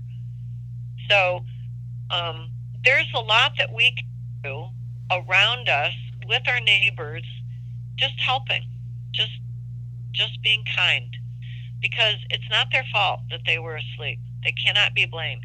Now, if they wake up, look around, ask some questions, and go back to sleep, why, okay, maybe they can be blamed, but not until then. Our K through 12 schools, you and I both know, I'm going to do the happy dance when they finally collapse because so many parents are taking their kids out of school. I don't know what the university system is going to do. But that will be next in the stone being rolled down the hill. I think the medical community, the medical industrial complex, I think is going to collapse. The hospitals are going broke. And that's why they bought into the CARES Act in 2020, because it paid them, albeit to kill people, but it gave them money in their pockets. I don't think there's anybody in the medical community, if they were pushing this jab, that is going to escape justice one way or the other. So I was telling, there's a primary care physician that I know that, she was kind of looking around wondering what she could do to help. And I said, well, maybe you could buy a hospital. And she's been working on that, to buy a hospital and to take the whole thing, price transparency, with price lists like you would have on a restaurant menu, and to make the cost of medicine so inexpensive that even people of very poor means can afford it. So medicine is going to be taking a flip-flop. I think we're going to go back to the way medicine used to be, where the primary care physician, healer was the person that everybody went to, and then only seldomly did they go to the hospital for those kinds of medical treatments that their primary care physician cannot do. And I'm seeing some very interesting information come out of Florida. I've been hearing about, I don't know if you watch the Patriot Party news with Chaz Carter. He's in Nashville, but there's some very interesting news coming out of Florida. I think it's Orlando, where they've got med bed technology, which is like, as far as I can tell, space age technology that balances a human's physiological processes that helps them heal faster. So I think we've got some really cool stuff coming, but there's so many tentacles to this deep state octopus, and it's been allowed to grow for hundreds of years. I mean, the United States is not the only country suffering from these evil dark bastards, as far as I'm concerned. But we're getting there. There's going to be new things coming. Medical system's going to collapse, and it's going to revamp itself. The direct primary care physicians, which you can go to DPC. I think it's just type in Google direct primary care, and you'll find their network. It started out with one doctor in North Carolina, and it has spread throughout the nation. A lot of these direct primary care physicians they're true healers. They charge so little money. Most of them have a monthly subscription to their medical care services through this particular physician, the physician in their area, and it really truly is the best quality medicine for the least amount of money. And we're going to see that spread throughout the country as the medical hospitals die out and are taken over by direct primary care physicians. It's going to be a total new revamp in the medical industry. And I think the AMA is going to be hauled off to The Hague in Europe and be prosecuted for crimes against humanity. At least I hope they are. Because as far as I'm concerned, that Hippocratic Oath, do no harm, yeah, they totally violated that. As far as I'm concerned, they're one of the chief reasons that this pandemic, scandemic was pushed so hard and so fast, and all of the hurt and harm that they caused to doctors and nurses by forcing them to do these things. Now, yeah, true, doctors and nurses could have flipped them the bird and said, screw off, I'm not doing this, I'm going to go flip burgers, but a lot of them didn't. But did you notice how many doctor whistleblowers or nurse whistleblowers there were? Not many. And that takes a lot of guts to do that.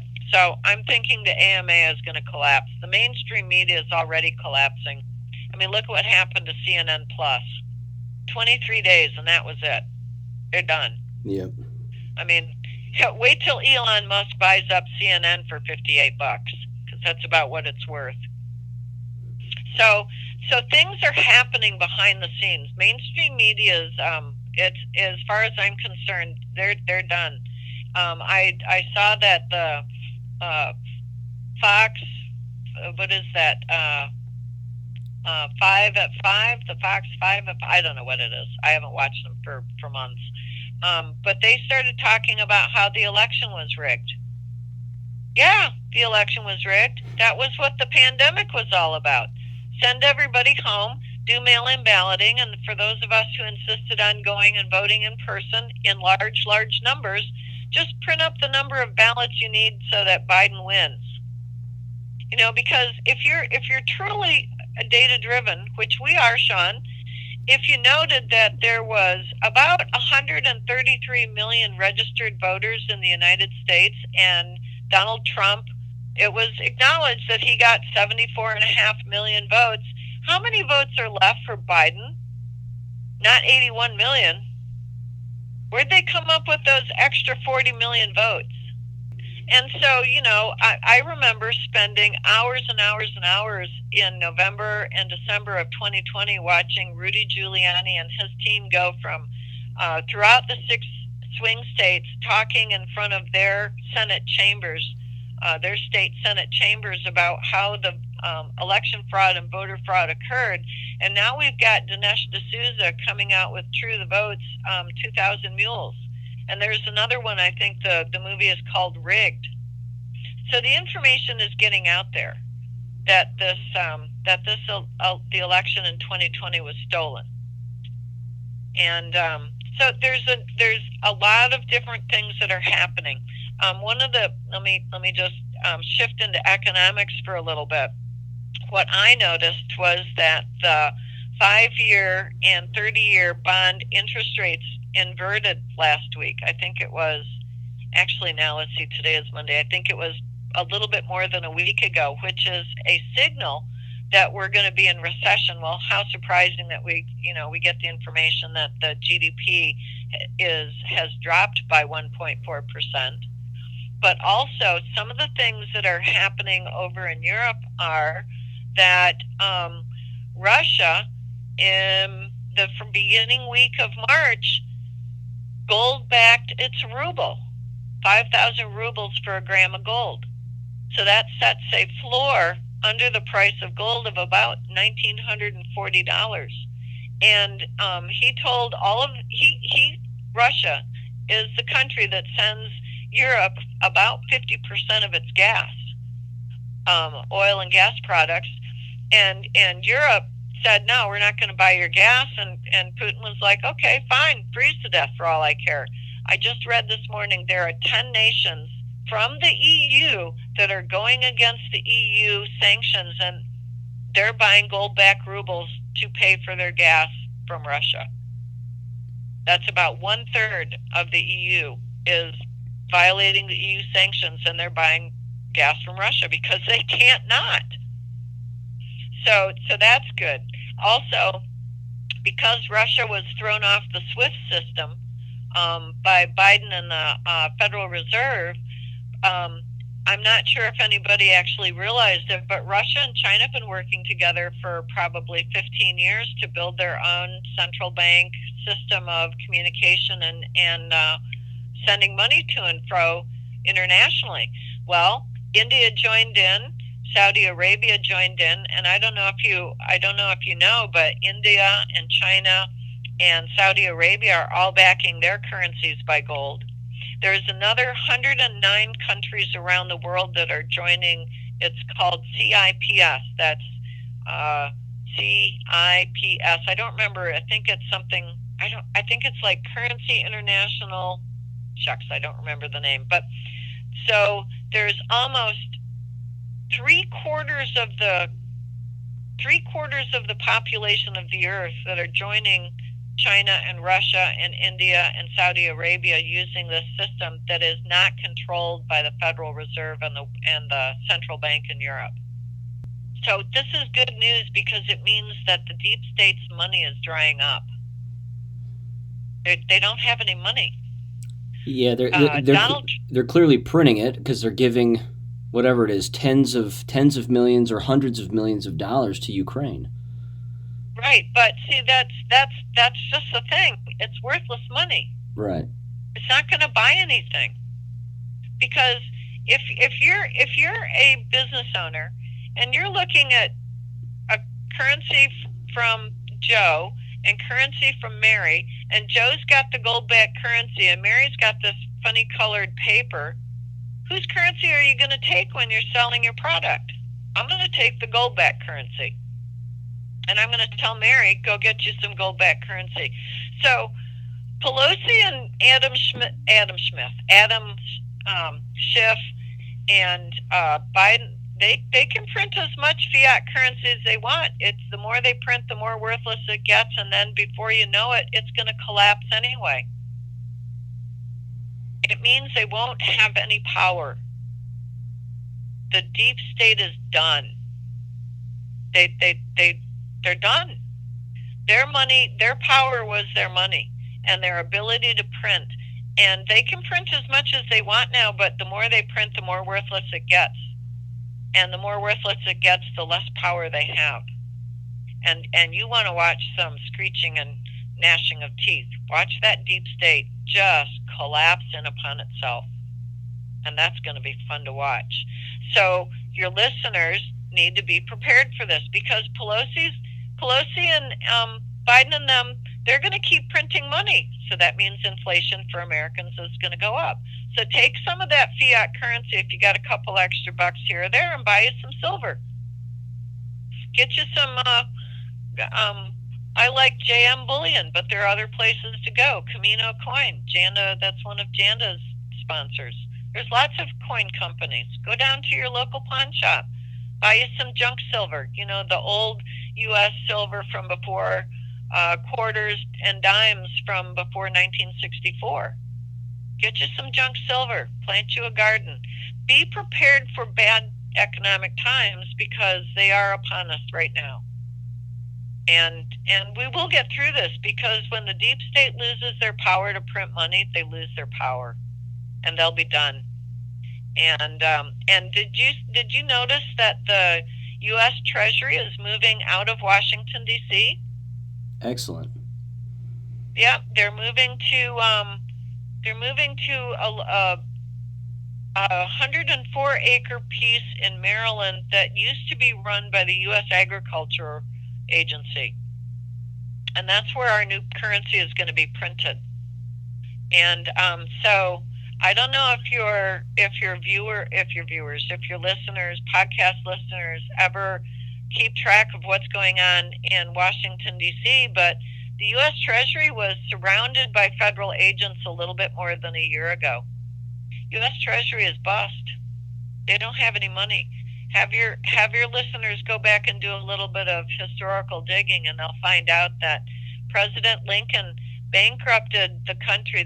He declared the country bankrupt, and he incorporated our country, called it United States Inc., and he sold us out to England in 1861. And so that company, that U.S. corporation, United States Inc., it's bankrupt. Now, the United States is still here, right? All of us states are still here. But that corporation is bankrupt. And that's all the money printing that you see going on with Pelosi and Biden trying to, get the U.S. Treasury to print up another $33 billion. Fine, whatever. We're going to be using silver, and we're going to be supporting our own economies in our own local areas. And those jerks in Washington, D.C. can just go jump in a lake for all I'm concerned. I had a little more pointed place where they could go, but keep it clean. Wouldn't that also explain why the January 6th prisoners are still prisoners? Because basically they're being held by a private organization and their own private prison? Yeah. Washington, if people will go and do their research, they'll find out that Washington, D.C. is not part of the United States. It's its own separate territory. Don't you ever notice how some of the bills that come up, they're titled the United States and Washington, D.C.? Washington, D.C. is not part of the United States. That was why that Washington, D.C. was a 10 miles by 10 mile square. It's its own separate entity. It's its own. That's where United States Inc. That's where it's located.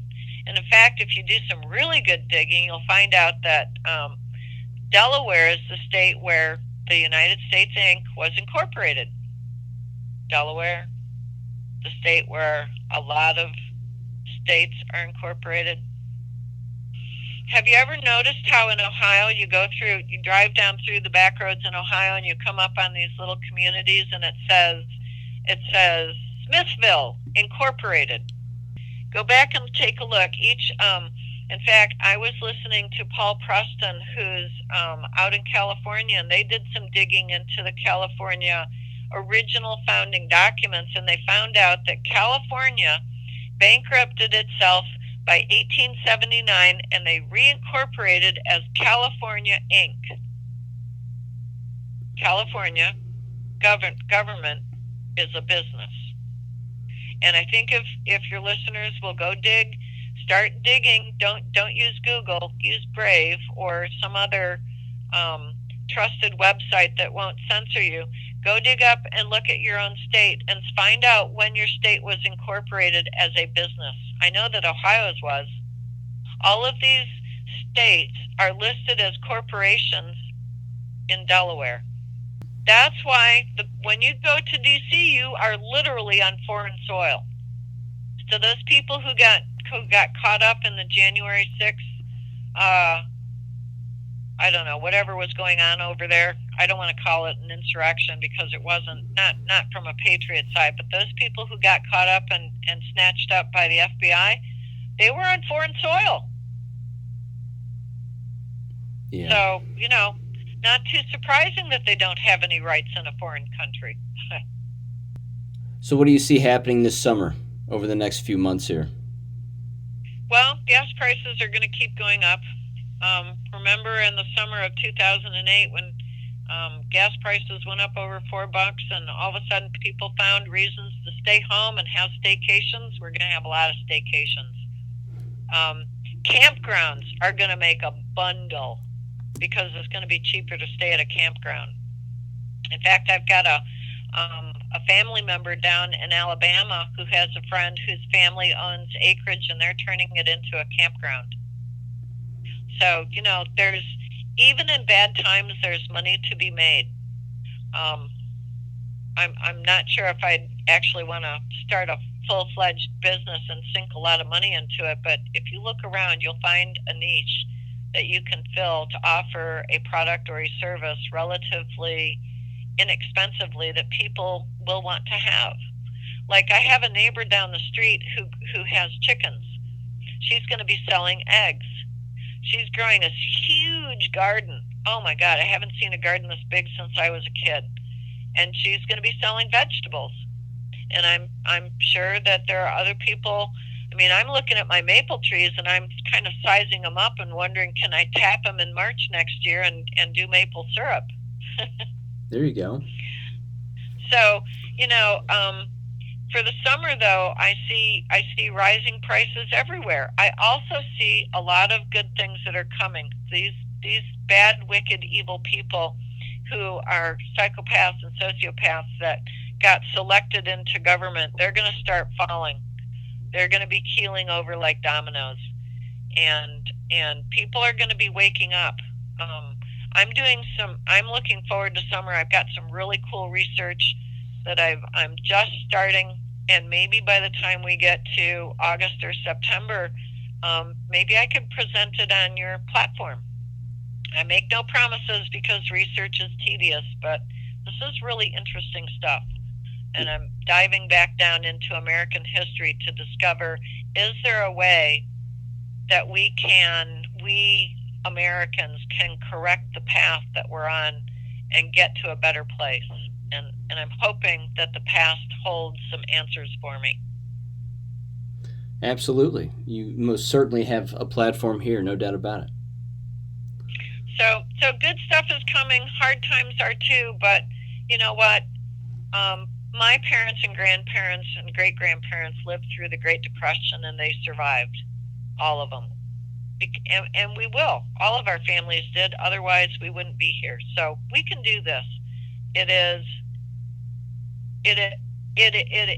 It will be a time that will toughen us up, and there's nothing wrong with getting a little bit tough and stealing your resolve, because not only is the times this summer and maybe even into next year going to be tough, but we've got other people that we need to be looking out for and loving around us. So it'll be all right. We'll make it. Nothing wrong with tough times. We've all been through them. Yeah, hopefully we just learn from it and do our best to not repeat it. There you go. Yeah, self-governance is hard. It means our Constitution, our Declaration of Independence, and our Constitution were written for a moral, mature society. Our Constitution is not going to hold up if we are corrupt and immoral.